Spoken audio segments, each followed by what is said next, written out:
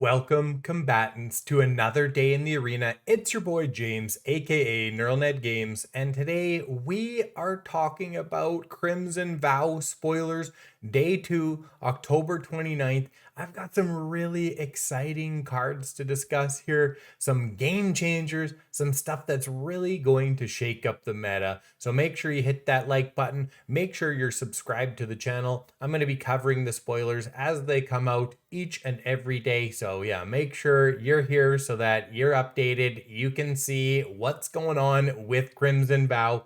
Okay, with all that said, let's get started. Let's go to our first card, which is Chandra, Dress to Kill. +1, add red. Chandra, Dress to Kill deals 1 damage to up to 1 target player or planeswalker. Other +1, exile the top card of your library. If it's red, you may cast it this turn. And then our -7 emblem, exile the top 5 cards of your library. You may cast red spells from among them this turn. You get an emblem with whenever you cast a red spell, this emblem deals X damage to any target, where X is the amount of mana spent to cast that spell. Very narrow card, but could be quite powerful in mono red, and maybe this is a card that makes mono red more viable in standard at this point in time. I don't see it a lot. I'm playing in mythic, and I think maybe this card could potentially elevate it. We've got a couple of +1s that work well in mono red, but I don't think you can splash this in any other deck. I don't think it makes any sense. Already, we've got, 22 to 24 lands in a deck, probably on average. That's over 1/3 of the cards. If you splash in another color, you have half or less cards to access with this card draw ability, this +1.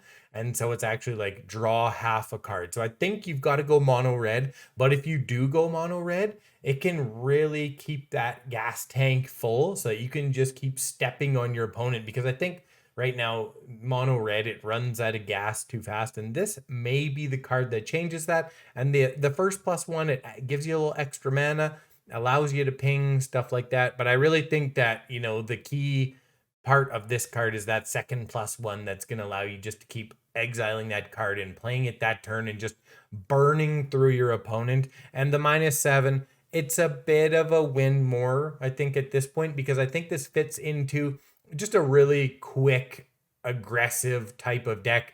And by the time you get to -7, you've probably either won or lost the game. But a great card, should be really fun.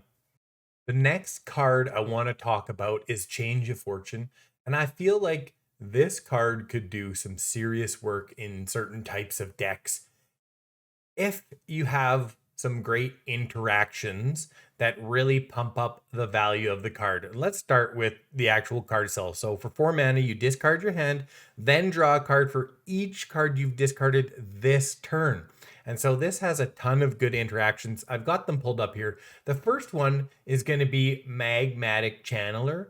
Magmatic Channeler, as long as there are 4 more instant cards, blah, blah, blah, you get +3/+1. But the key here is discard a card, exile the top 2 cards of your library, then choose one of them. You may play that card this turn.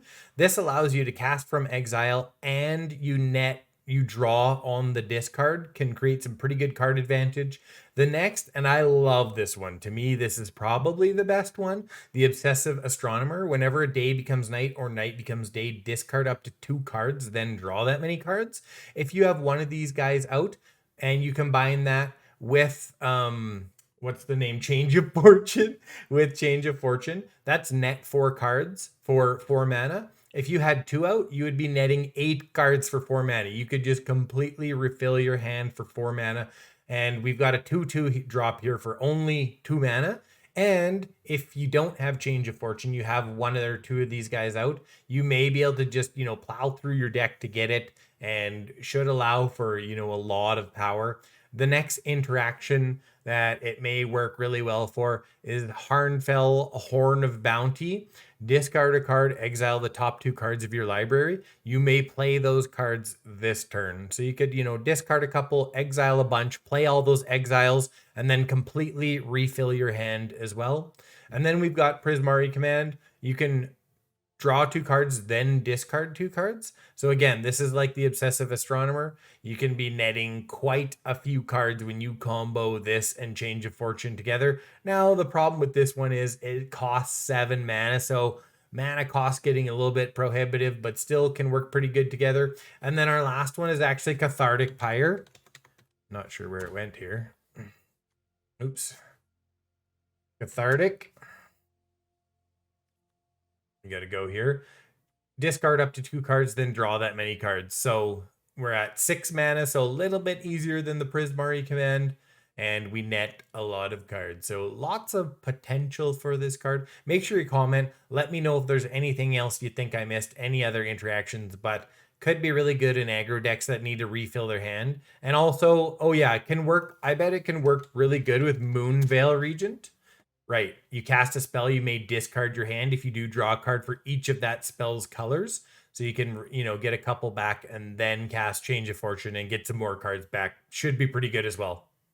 The next card I want to talk about is Voice of the Blessed, and this one is a game changer. Right now, seems like we've got, Spanish or something along those lines, but I do have a translation for you. I'm not sure if I can show it on screen, so I'm not, but I will. I'm not going to, so I will read it to you. And this one can just get, I believe it's going to be crazy for these life gain mono white aggressive decks. And so here it is. Whenever you gain life, put a +1/+1 counter on Voice of the Blessed. As long as Voice of the Blessed has 4 or more +1/+1 counters on it, it has flying and vigilance. And then as long as Voice of the Blessed has 10 or more +1/+1 counters on it, it has indestructible. So this is going to be a absolute powerhouse in those mono white aggressive decks. You've got stuff like Lunarch Veteran. It interacts well with Trelisara, Moon Dancer, Righteous, Valkyrie. Any deck where you're gaining a decent amount of life. Like you could even make some sort of white-green deck with Prosperous Innkeeper, stuff like that. And so tons of interactions with life gain. And this thing at only 2 white mana, you get it out on turn 2. By turn 3 or 4, you can have a 6/6 flying vigilant creature. Turn 3, I mean, the possibilities are endless. I think this is going to see a ton of play in standard, and it's going to be a beast that you're going to have to deal with. Okay, our next card is Alchemist Gambit.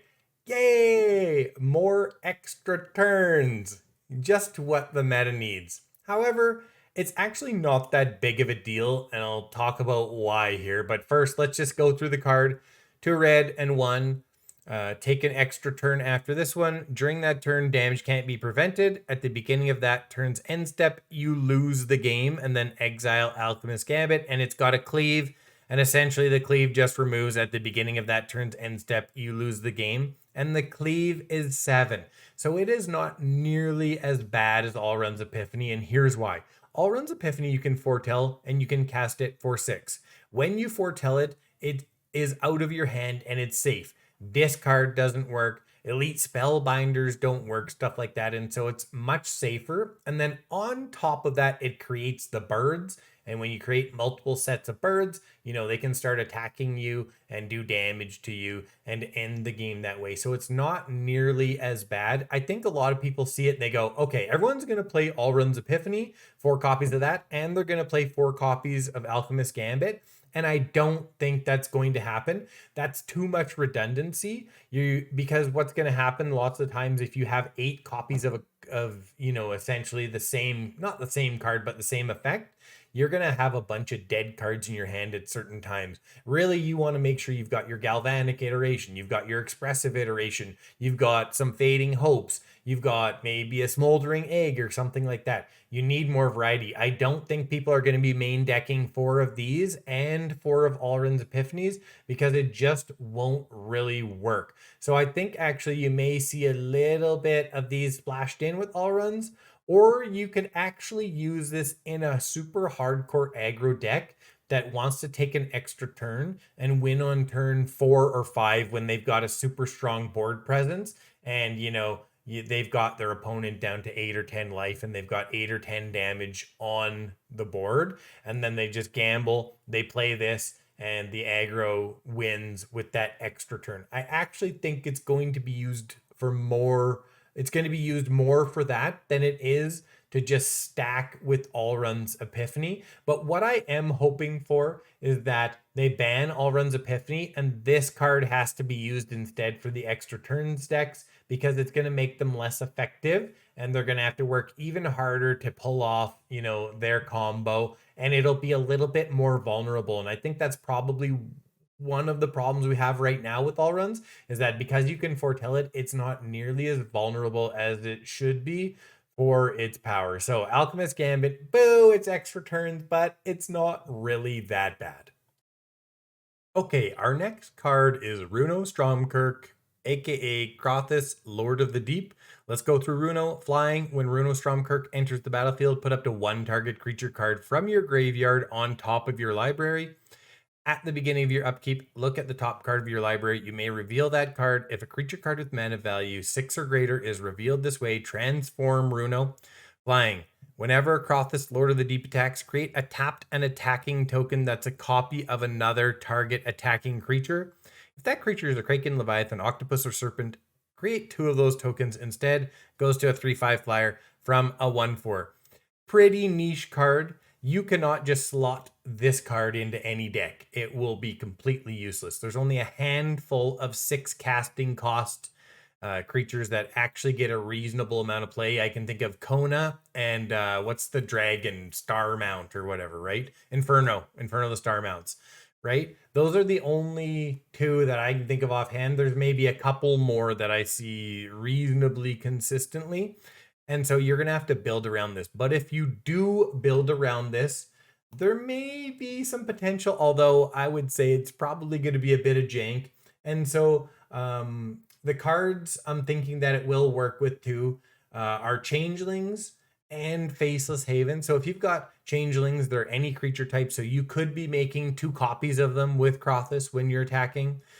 We also have a Maskwood Nexus, and we're definitely getting into a little bit of jank here. And then, but another thing that's really cool is you could combo this with Faceless Haven to create multiple copies of Faceless Havens as they're attacking creatures. So I think that could be really interesting and, could actually make the card semi-viable. But first, you've actually got to have creatures that have 6 mana value or more, and I think that's going to be pretty hard to do. What we do need to do is self mill as well to actually get those cards in the graveyard, just to make sure that when he enters the battlefield, you've got a 6 mana creature that you can just slot on top of your library. I don't think you want to pull this guy out and just gamble, because if it doesn't work, then you've just paid 3 mana for a 1/4 flyer that is like whatever. That's not going to be a good play in most decks. So we need something like Otherworldly Gaze, or what is the other one?